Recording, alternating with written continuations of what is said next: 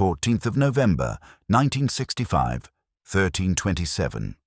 ICT, Landing Zone X-ray, Ayadrang Valley, Pleiku Province. Rotor washed slaps the visor of a door gunner as his UH-1D drops to 12 feet above elephant grass, and he leans into the M60 mounted in the open cabin door. The Huey holds its hover for 22 seconds while infantry pour out, and his tracer stream arcs into the tree line 80 meters west. 37 rounds punch the fuselage before the bird lifts off. None hit the pilots, the fuel cell, or the transmission. 14 hit the cargo bay near his station. 2 passed through his left thigh. He keeps firing until the aircraft clears the valley floor. Over 4,200 sorties into Ayadrang produce 58 helicopters hit, 4 shot down, and maintenance logs show approximately 70% of bullet holes cluster within roughly 6 feet of the cabin doors. 1st Cavalry Division Maintenance Annex, December 65. The aircraft survives because someone stands exactly where the enemy aims. Armor protects pilots, tactics protect engines, but the door gunner protects the machine by making himself the most visible, most vulnerable, and most immediate threat on the battlefield. He is strapped into an open doorway with no cover, no armor, and a belt-fed M60 cycling at 550 rounds per minute. His job is to be seen first, hit first, and, if the Huey gets out, survive. The story everyone tells says helicopter survivability in Vietnam came from titanium armor, plating around the pilot seats, self-sealing fuel cells, and redundant hydraulic systems installed after 1964. Field manuals credit pilots' skill, low-level nap-of-the-earth flight, steep descents, and rapid climbs that minimize exposure time. Training films emphasize mechanical solutions. Armored seats rated to stop 7.62 by 39mm rounds, Kevlar-lined fuel bladders, and tail rotor gearboxes with backup lubrication. After-action reports cite tactics, suppressive fire from escorting gunships, coordinated artillery prep, and smoke screens during landing. The narrative centers technology and training. It assumes the aircraft protects the crew. But maintenance records, pilot debriefs, and casualty data tell a different story. The Huey survives because one man, unarmored, exposed, and standing in the open, draws fire away from everything that keeps the helicopter flying. He's not mentioned in the technical manuals. He's the first thing the enemy sees. The UH-1 Iroquois, call sign Huey, operates in a tactical envelope that makes it a stationary target for 20 to 60 seconds during approach, flare, hover, and departure. At 10 to 30 feet above ground level, the aircraft flies slower than a man can sprint. The rotor diameter spans 48 feet. The fuselage is 57 feet long, and the engine exhaust, rotor wash, and dust cloud announce its position to every rifleman within 400 meters. The pilot sits high and forward. The crew chief and door gunner sit aft, framed by open cabin doors 39 inches wide. During a standard landing, the helicopter flares nose up to bleed airspeed, holds a hover while troops dismount, then climbs at a 45-degree angle to clear the landing zone. In those 20 to 60 seconds, the aircraft cannot maneuver laterally, cannot return fire from fixed weapons, and cannot accelerate beyond 15 knots. The enemy knows this. Their doctrine prioritizes helicopter suppression. People's Army of Vietnam and National Liberation Front manuals instruct riflemen to aim at the open doors where crew stand, then shift fire to the tail rotor and engine compartment once the aircraft turns to depart. The 12.7mm DSHK heavy machine gun, standard in Viet Cong and North Vietnamese anti-aircraft sections, fires a round that defeats every armor solution on the Huey, except the pilot's seatback. It can reach 1,500 meters slant range. Most helicopter insertions happen within 600 meters of tree lines.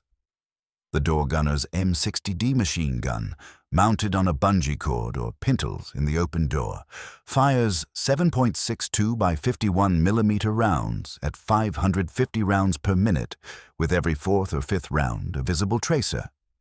The tracer ignites on firing and burns bright orange-red for 900 meters, creating a line of light from the gunner's position to the target.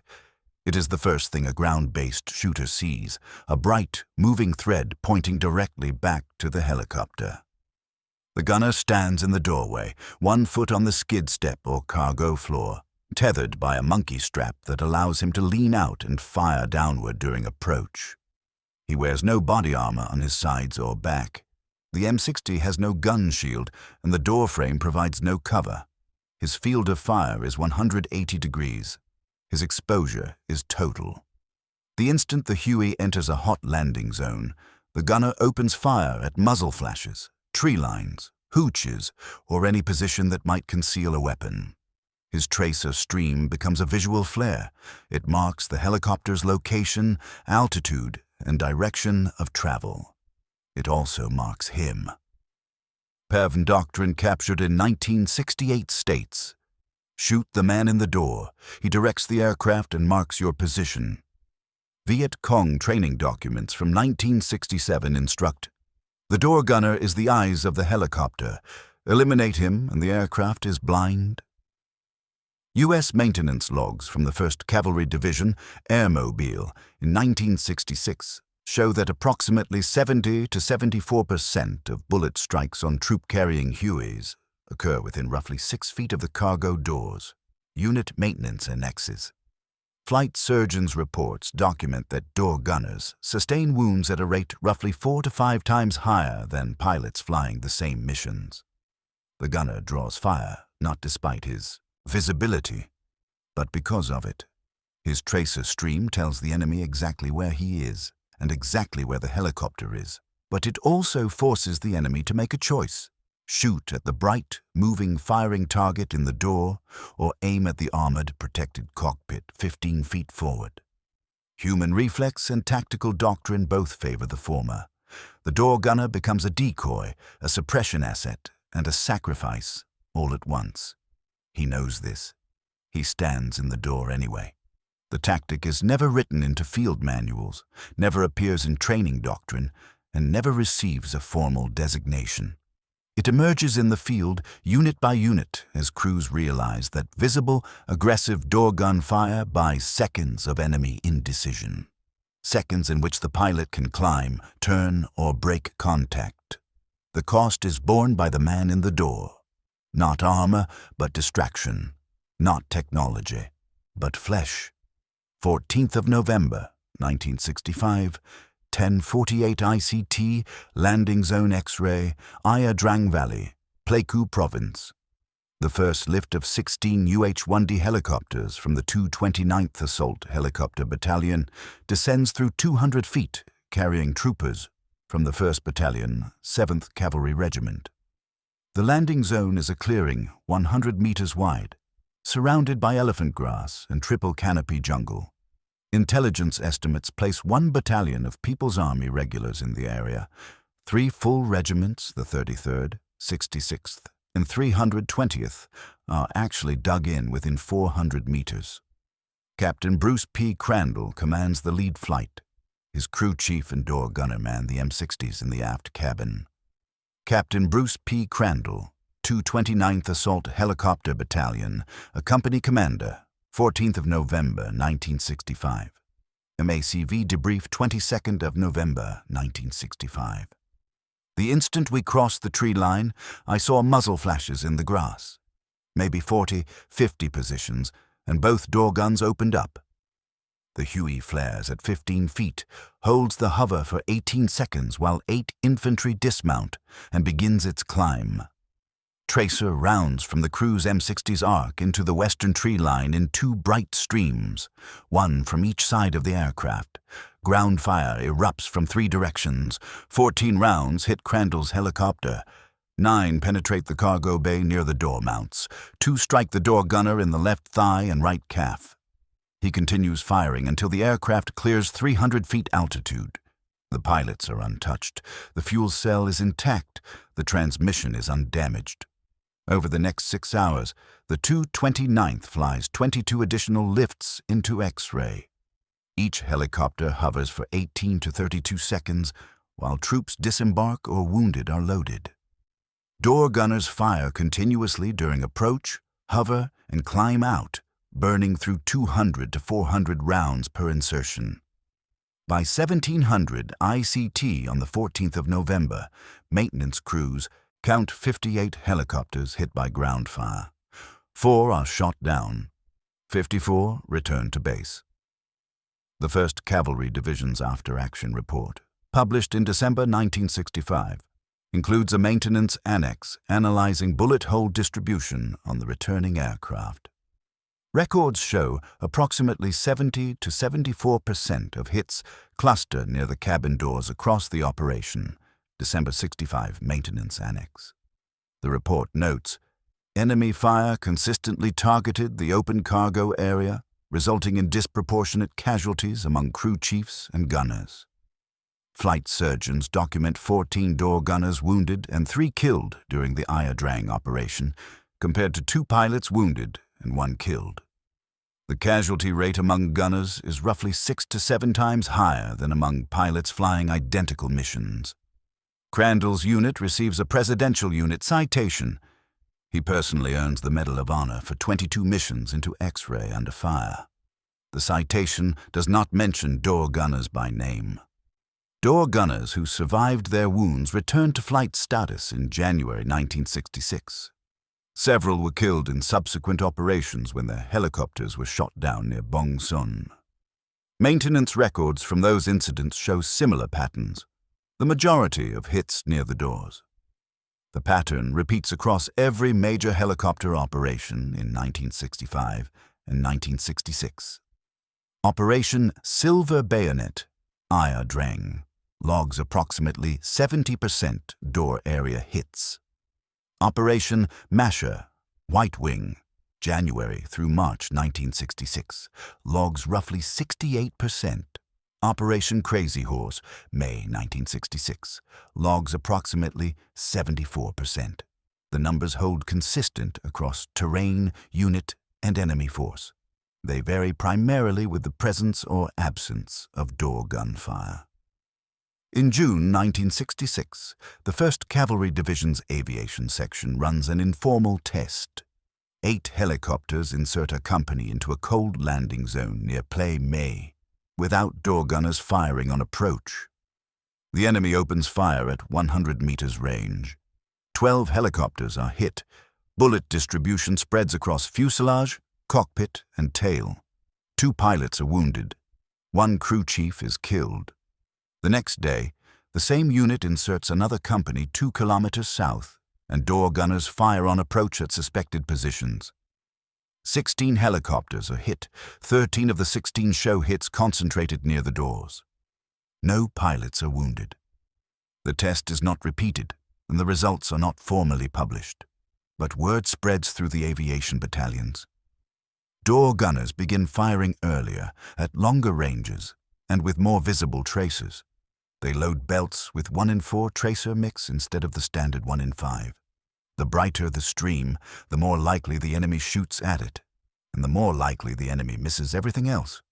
Rotor wash on the visor, dust in the lungs, and the M60 hammering against his shoulder. The door gunner knew he was the aiming point. He fired anyway. Not heroism, but geometry. The man in the door is the angle the enemy calculates first. The aircraft survives because he stands there. The enemy does not shoot at armor or engines or rotor hubs. The enemy shoots at the man who shoots at them. Crandall brings his aircraft home because the door gunner draws fire away from the parts that fly. The Medal of Honor goes to the pilot. The bullet holes go to the gunner. Ayadrang shows the tactic works. It also shows the cost. Not invulnerability, but calculated loss. Not armor, but distraction written in blood. 31st of January, 1968, a 0340 ICT, Hueys Citadel, Thua Thien Province. Marine CH-46 Sea Knight helicopters from HMM 364 begin insertions into the walled fortress as the Tet offensive enters its 2nd day. The Citadel, a 2.5 square kilometer enclosure built in 1804, is held by an estimated 10 battalions of People's Army and National Liberation Front forces. The U.S. Military Assistance Command, Vietnam, orders Marine Medium Helicopter Squadron 364 to land 2 companies of the 1st Battalion, 5th Marines onto the Citadel's southern wall to reinforce trapped Army of the Republic of Vietnam units. The CH-46, larger and heavier than the Huey, carries a crew of 4: pilot, co-pilot, crew chief, and gunner. Both crew chief and gunner man M60 machine guns mounted in the forward cabin windows and the aft ramp. At 04, 12 ICT, the first section of 4 helicopters crosses the Perfume River at 500 feet altitude, descends to 50 feet, and turns toward the Citadel's southwest gate. The approach path funnels aircraft between 2 stone walls 25 feet high and 80 meters apart. People's Army troops occupy buildings on both sides. The enfilade is total. The lead CH-46 flares at 18 feet above the cobblestone courtyard, and both door gunners open fire. Their tracer streams light up the pre-dawn darkness, bright orange lines converging on second-story windows and rooftop positions. Ground fire answers immediately. Rifles, machine guns, and at least 2 12.7mm DSHK heavy machine guns positioned on the eastern wall. The helicopter takes 27 hits in 14 seconds. 19 cluster around the forward cabin windows and aft ramp, exactly where the gunners stand. The crew chief is killed instantly. The gunner is hit twice, but continues firing until the aircraft lands and Marines dismount. The helicopter lifts off, trailing hydraulic fluid, and crashes 400 meters south of the Citadel. 3 more CH-46s complete their insertions. All 3 sustain heavy damage, all concentrated near crew positions. Over the next 25 days, HMM 364 flies 198 resupply and casualty evacuation missions into Huey. The squadron loses 4 helicopters destroyed and 31 damaged, beyond immediate repair. Maintenance logs, preserved in Marine Corps archives, show approximately 70 to 74% of hits occurring near crew-served weapon positions during the Huey operation. 3rd Marine Amphibious Force Maintenance Reports, March 68. 14 crew chiefs and gunners are killed. 29 are wounded. 4 pilots are killed. 7 are wounded. The casualty ratio is roughly 3 to 4 to 1 in favor of door gunners. A post-operation debrief conducted by 3rd Marine Amphibious Force in March 1968 includes testimony from a crew chief who flew 14 missions into the Citadel. Corporal James R. Wilson, HMM 364, Crew Chief, 28th of February, 1968, 3rd MAF Oral History Collection. You knew they were aiming at you. The instant your gun lit up, the fire shifted. The debrief notes that HMM 364 crews began requesting extra ammunition loads, 1,200 rounds per gun instead of the standard 800. They also requested 1 in 3 tracer mix, higher than doctrine allows, because brighter streams draw more fire. The request is approved informally. No written order exists. By mid-February, every Marine helicopter flying into Huey carries gunners firing tracer heavy belts at maximum rate. The enemy responds predictably. They shoot at the guns. Captured documents from the 6th Regiment, 324B Division, recovered in March 1968, include an after-action report on helicopter engagements. Captured notes direct, prioritize machine guns indoors first, then cockpit and tail when guns fall silent. 3rd MAF Intelligence Summary, March 68. The People's Army knows the tactic. They teach it. The Marines know the cost. They accept it. On the 24th of February, 1968, a single CH-46 inserts a reconnaissance team onto the Citadel's northern wall. The helicopter hovers for 41 seconds, unusually long because the team's radio operator falls while dismounting and must be pulled back aboard. The crew chief fires 340 rounds during the hover, traversing continuously across a 2-story building 60 meters north. The helicopter takes 52 hits. 38 are within 5 feet of the crew chief's position. He is hit 4 times: left shoulder, right arm, abdomen, and left leg. He continues firing until the aircraft clears the wall. The pilots are untouched. The transmission and fuel cells are intact. The crew chief survives and returns to flight status in April 1968. He is killed on the 19th of May, 1968 near Zhongha, when his helicopter is shot down by a 12.7mm DSHK. Maintenance records show 17 hits on that aircraft, 14 near the crew positions. The pattern holds. Where gunners fire, the enemy fires back. Where gunners fire, the aircraft survives. Where gunners die, pilots live.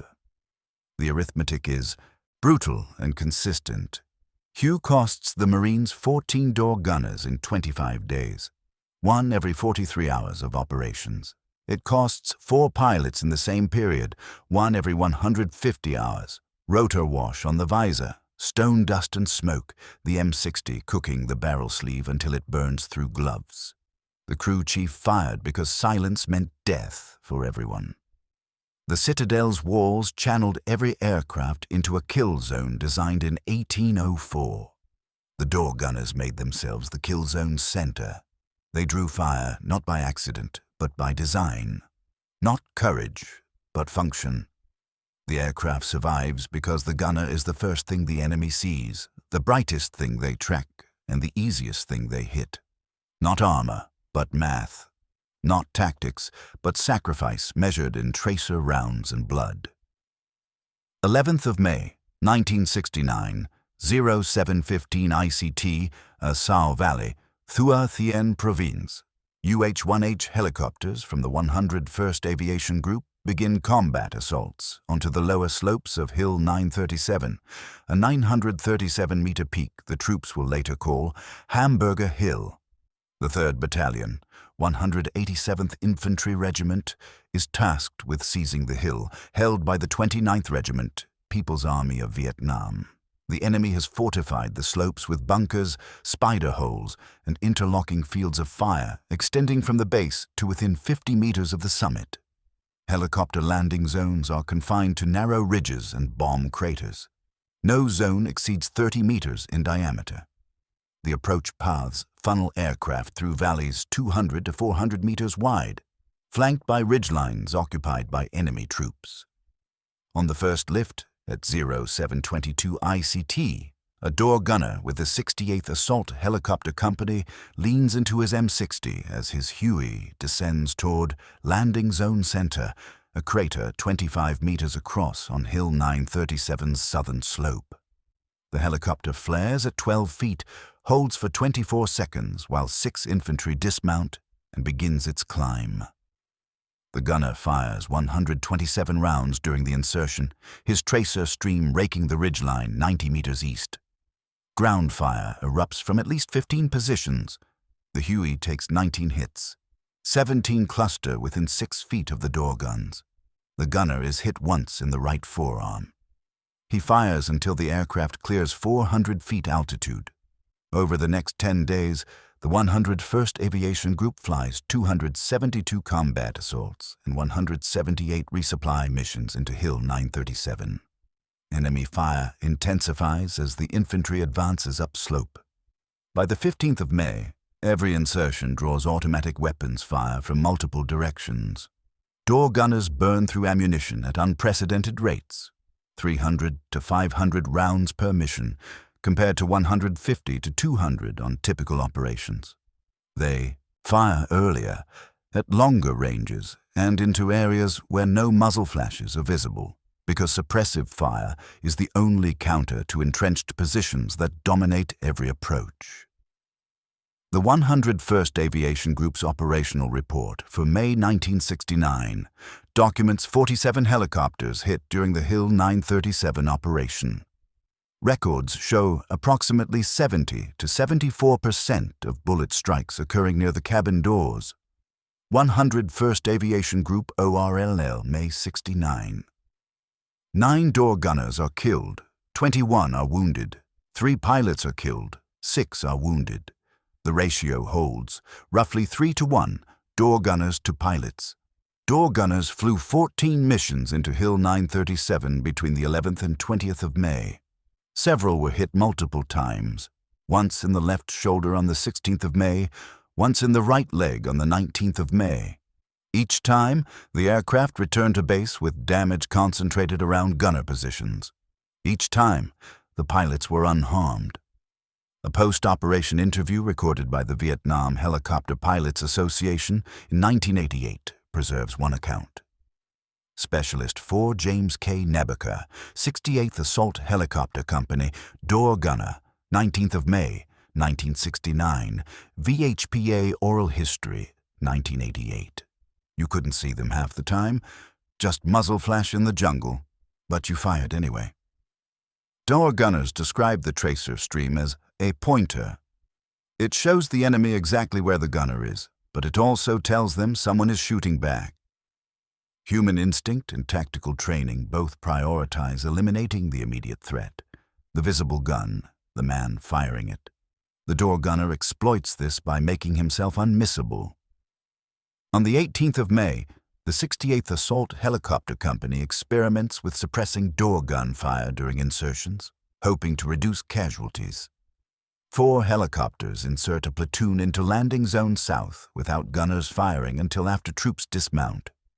The enemy holds fire until the helicopters are in their hover, then opens up at point-blank range.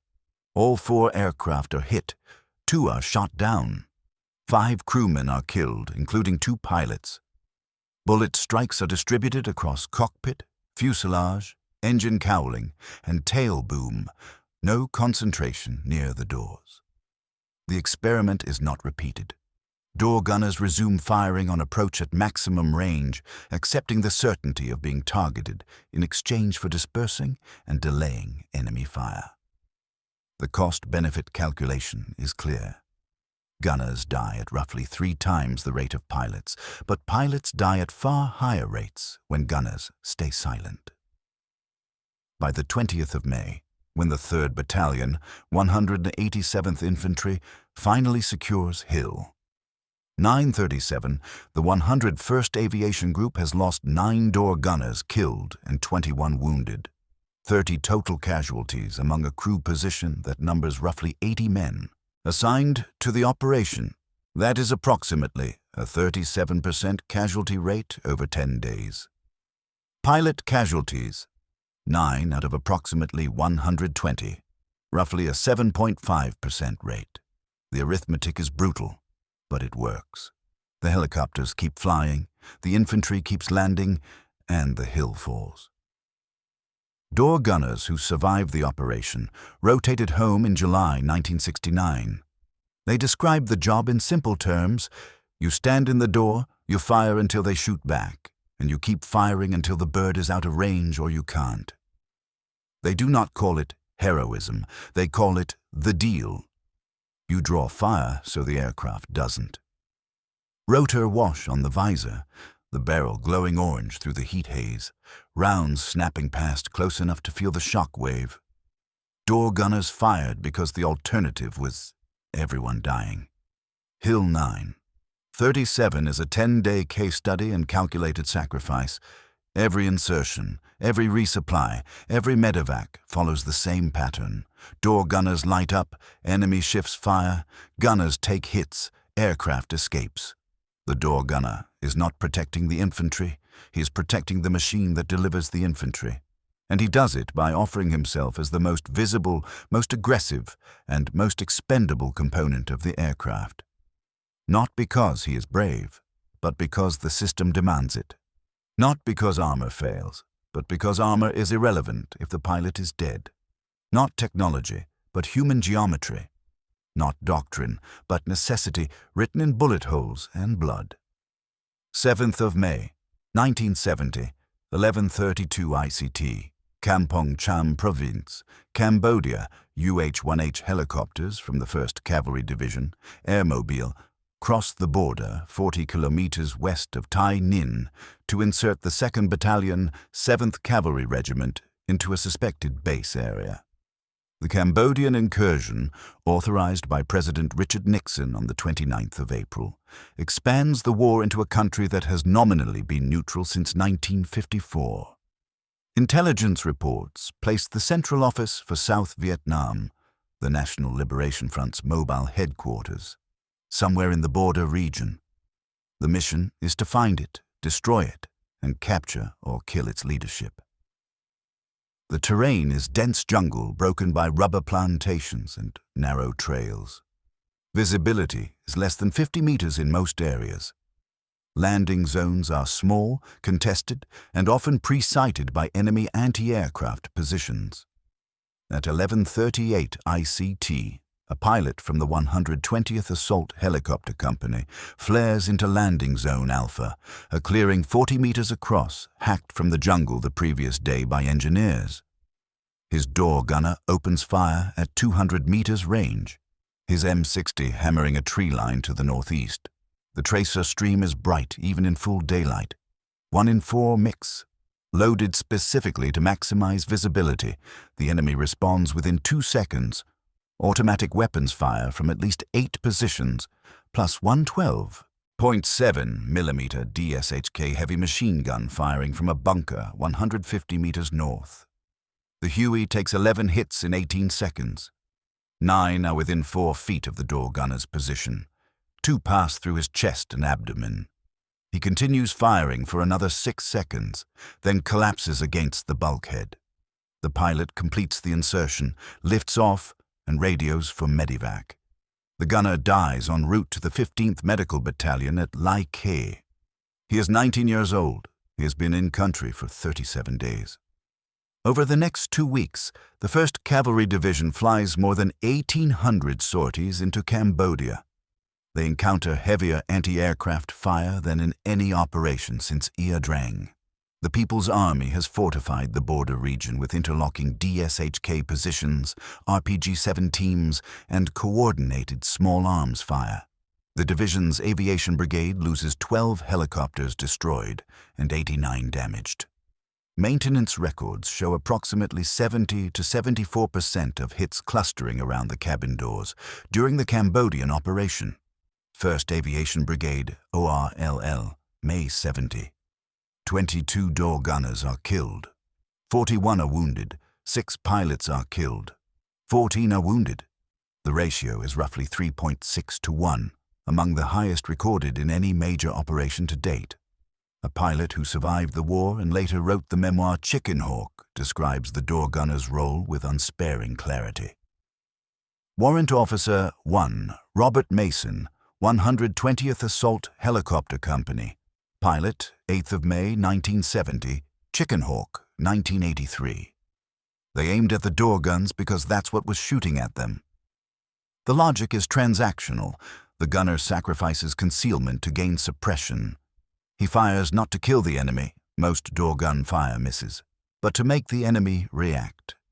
Reaction means shooting back, and shooting back means shooting at the source of the tracers. That source is a man standing in an open door, silhouetted against the sky, with no armor and no cover. On the 10th of May, the 1st Cavalry Division's aviation section conducts a formal analysis of bullet strike patterns. They compare helicopters with active door gunners to helicopters on which gunners held fire until fired upon. The data set includes 64 insertions over 3 days. Helicopters with gunners firing on approach. 48 hits total, 37 near doors, 2 pilots wounded, 0 pilots killed. Helicopters with gunners holding fire. 39 hits total, distributed across entire airframe, 4 pilots wounded, 2 pilots killed. The conclusion, written into the division's May operational report, is unambiguous. Aggressive door gun fire concentrates enemy fire on crew positions, reducing strikes on flight critical components and pilot casualties. 1st Cavalry Division, ORLL, May 70. The report does not address the inverse. Door gunners die so pilots don't. It doesn't have to, and every crew knows. By mid-May, Door gunners throughout the division are loading belts with 1 in 3 tracer mix, far above the 1 in 5 standard, because brighter streams draw more fire. They are also firing earlier, not at confirmed targets, but at suspected positions, tree lines, and vegetation that might conceal troops. The goal is not accuracy, but visibility. The enemy must see the threat, fixate on it, and shoot at it. Every second the enemy spends engaging the door gunner is a second. They are not aiming at the pilot, the engine, the transmission, or the fuel cell. It is not a fair trade. It is not meant to be. The door gunner is expendable. The aircraft is not. The door gunner can be replaced in a week. Training a new pilot takes 6 months. The door gunner has no ejection seat, no armor, and no escape route. The aircraft survives because he accepts this. On the 14th of May, the unit loses another door gunner, killed during an insertion near Snurl, when a 12.7mm round severs his femoral artery. The helicopter takes 14 hits, 11 near the gunner's position. The pilots are unharmed.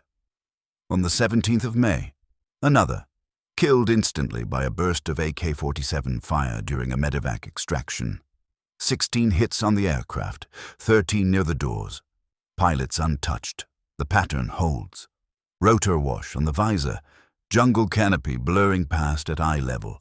The M60 bucking against his shoulder as the door gunner fired into the tree line. He knew what the bright tracers meant.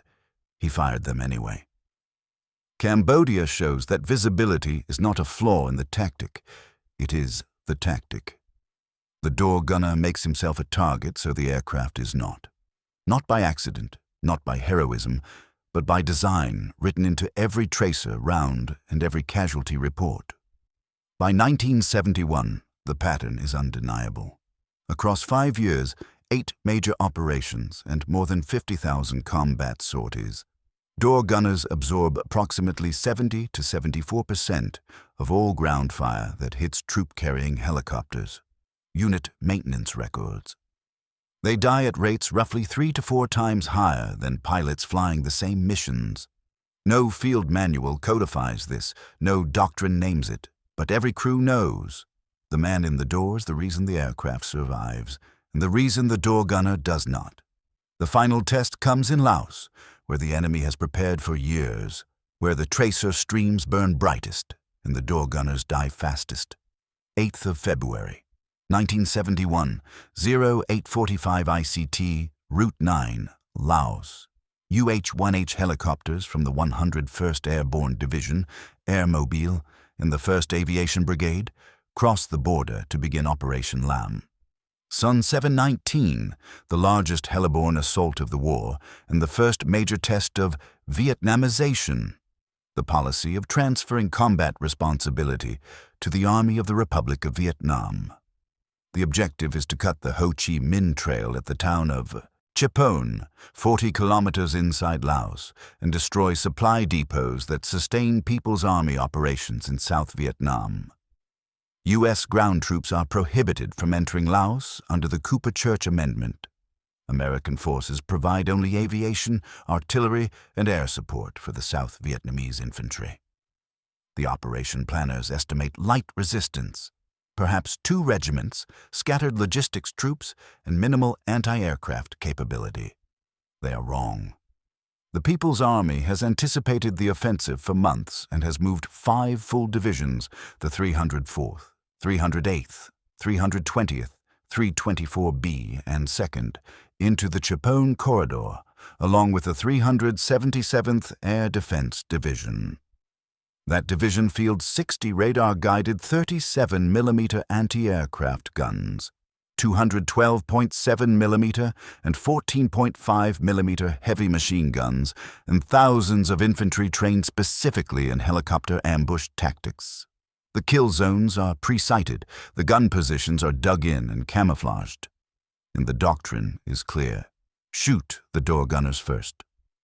On the first lift at 0903 ICT, a flight of 12 UH-1s from the 158th Aviation Battalion descends toward Landing Zone 30, a ridgetop 12 kilometers inside Laos. Door gunners on all 12 aircraft open fire at 300 meters range, their tracer streams converging on suspected positions in the tree line. The response is immediate and overwhelming.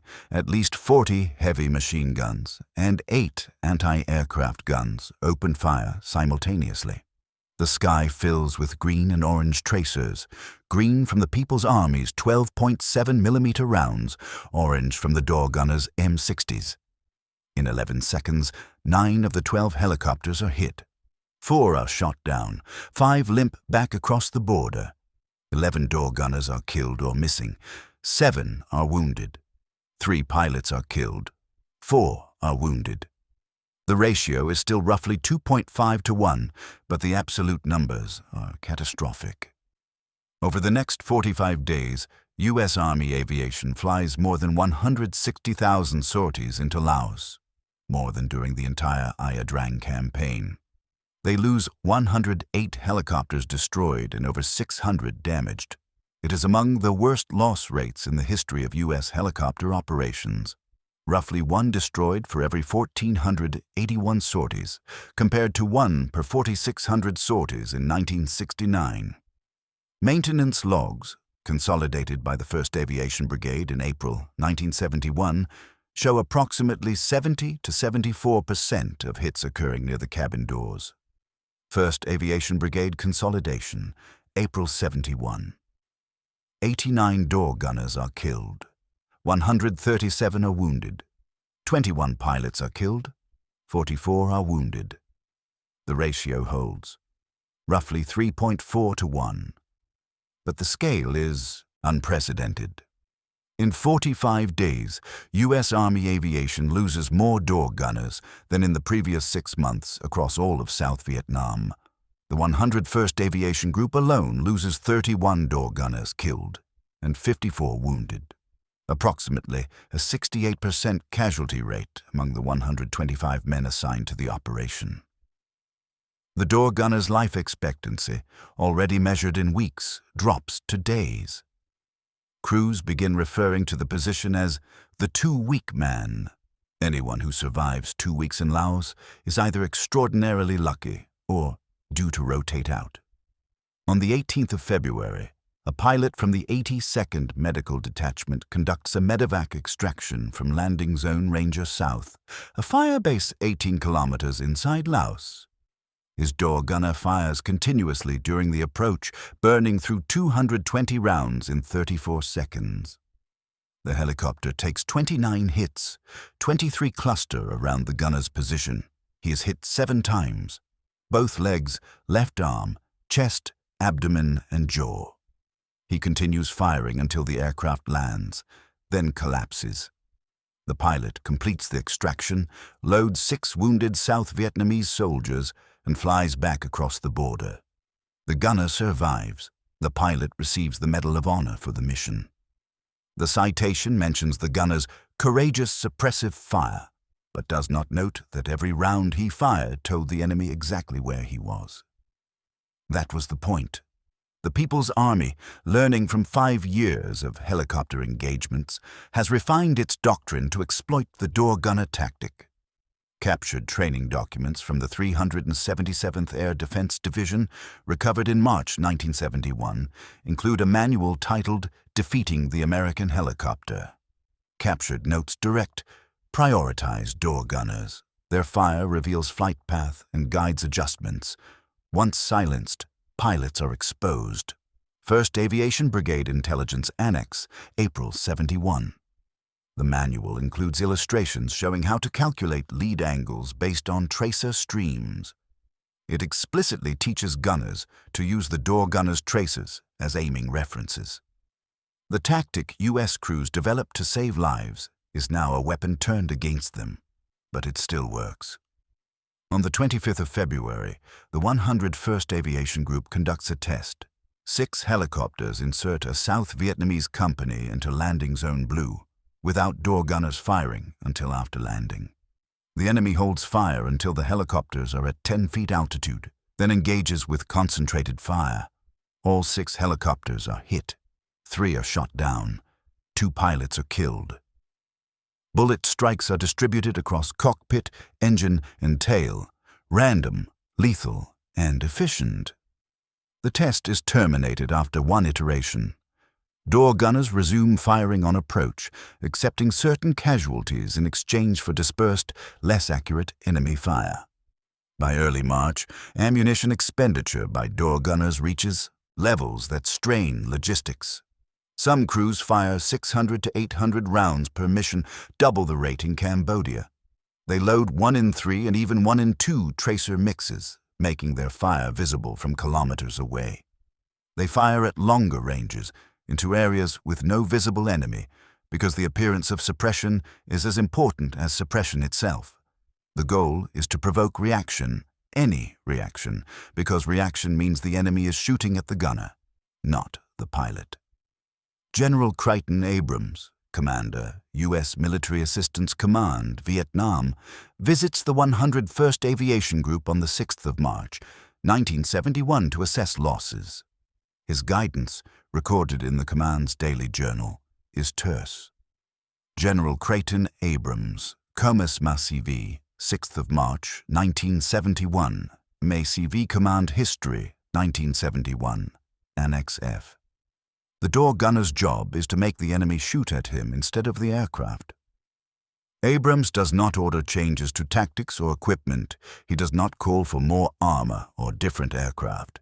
He acknowledges the cost and validates the function. The door gunner is not failing. The door gunner is succeeding. The measure of success is not his survival. It is the survival of the machine he serves. On the 9th of March at Landing Zone Hope, a UH-1H from the 223rd Aviation Battalion hovers for 53 seconds, twice the normal time, because the South Vietnamese troops being extracted are under fire and slow to board. The door gunner fires 410 rounds during the hover, traversing continuously across a tree line 70 meters west. The helicopter takes 48 hits. 42 are within 5 feet of the gunner's position. He is hit 9 times and dies before the aircraft crosses the border. The pilots are untouched. The aircraft returns to base. It is not an anomaly. It is the system functioning as designed. By the time Operation Lam Son 719 ends on the 25th of March, 1971, the arithmetic is final. 89 door gunners killed, 137 wounded for 21 pilots killed and 44 wounded. The door gunner casualty rate is roughly 3.4 times higher, but the pilot survival rate, compared to operations where door gunners did not fire aggressively, is estimated roughly 60% better. The trade is not equal, but it is effective. Rotor wash on the visor, dust and smoke so thick you taste metal, the M60 so hot the handguard blisters through gloves. The door gunner fired for 53 seconds because stopping meant the pilots died, the infantry died, and the aircraft fell. He made himself the brightest target in the sky because the alternative was everyone dying in the dark. Lam Son 719 is the final demonstration. The door gunner is not collateral damage, he is operational design. Every tracer round is a calculated bid for time. Every hit he takes is a hit the pilot does not. The People's Army knows this. They teach it. The U.S. Army knows this. They accept it. No one calls it a strategy because strategies are written down, and writing it down would mean admitting that survival is purchased with specific, predictable human lives. But the crews know. The door gunner is not defending the helicopter. He is the defense. His visibility is not a flaw. It is the weapon. His death is not a failure. It is the cost of keeping the aircraft flying. And the aircraft keeps flying because he stands in the door, fires until the enemy shoots back, and absorbs the rounds meant for everyone else. Ia Drang showed it in 1965. Laos shows it in 1971. Across 6 years, the numbers hold consistent. Approximately 70 to 74% of hits near the doors, roughly 3 to 4 times casualty rates, and aircraft that come home because the man in the door did not. Not heroism, because heroism implies choice. Not sacrifice, because sacrifice implies recognition. Just function. The door gunner stands where the enemy aims, fires so the enemy shoots back, and dies so the helicopter survives. The system works. It works because he's expendable. It works because everyone knows he's expendable. It works because he stands in the door anyway. By 1972, as U.S. ground forces withdraw and the air war shifts to strategic bombing, the roles of the door gunner begins to fade. Fewer combat assaults mean fewer helicopters hovering over contested landing zones and fewer door gunners firing at close range. The last major heliborne operation of the war, Operation Lam Sun 720, in February 1972, follows the same pattern. Approximately 68% of hits near the doors, door gunner casualties at roughly 3-to-1 compared to pilots. By 1973, when the Paris Peace Accords are signed and U.S. combat operations officially end, the total cost is tabulated. Across 8 years of helicopter warfare in Vietnam, Laos, and Cambodia, U.S. Army and Marine Corps door gunners and crew chiefs sustained casualties at rates roughly 3 to 4 times higher than pilots flying the same missions. AVSCOM and RAND consolidations, 1974. Maintenance records from the Army Aviation Systems Command, compiled in 1974, show that of tens of thousands of documented hits on troop-carrying helicopters, approximately 70 to 74% cluster within roughly 6 feet of the cabin doors, AVSCOM 74. The pattern holds. The tactic is never formally acknowledged in after-action reports, field manuals, or training doctrine. There is no official name for it, no doctrinal publication, and no medal specifically recognizing the door gunner's role as the aircraft's primary defense. Crews simply call it the job. Post-war studies by RAND Corporation and the U.S. Army Center of Military History examine helicopter survivability and attribute success to improvements in armor, self-sealing fuel cells, and pilot training. They mention door gunners in passing, if at all. The human cost is documented in casualty lists and maintenance logs, but the operational logic that visibility saves aircraft by drawing fire to expendable crew is never written into the historical record. It does not have to be. Every crew chief, every pilot, every maintenance officer who walked a bullet-riddled flight line knows. The holes are consistently near the doors, the gunners are consistently hit first, and the aircraft consistently comes home. In 1982, the Vietnam Veterans Memorial is dedicated in Washington, D.C. It lists 58,220 names. Among them are door gunners and crew chiefs. They are not identified by position. The wall makes no distinction between pilot, gunner, infantry, or engineer. But the maintenance logs remain. The bullet hole patterns remain, and the arithmetic remains. Approximately 70 to 74% of hits near the doors, roughly 3 to 4 times the casualties, and survival rates that demonstrate the tactic worked. It worked because someone stood in the open, fired until the enemy shot back, and took the rounds meant for the aircraft. Not because armor failed, but because armor was never the answer. Not because tactics evolved, but because one tactic, unspoken, unwritten, and unrecognized, kept helicopters flying and pilots alive. The door gunner made himself the target so the machine survived. Not heroism, but geometry, not sacrifice, but function, not doctrine, but necessity written in bullet holes and blood. The aircraft does not survive because of titanium plating, self-sealing fuel cells, or pilot skill. It survives because the man in the door stands where the enemy aims, fires so they shoot back, and absorbs the rounds meant for everyone else. His tracer stream is not suppressive fire. It is a signal flare that says, "Shoot here." He knows this. He does it anyway. Rotor wash on the visor.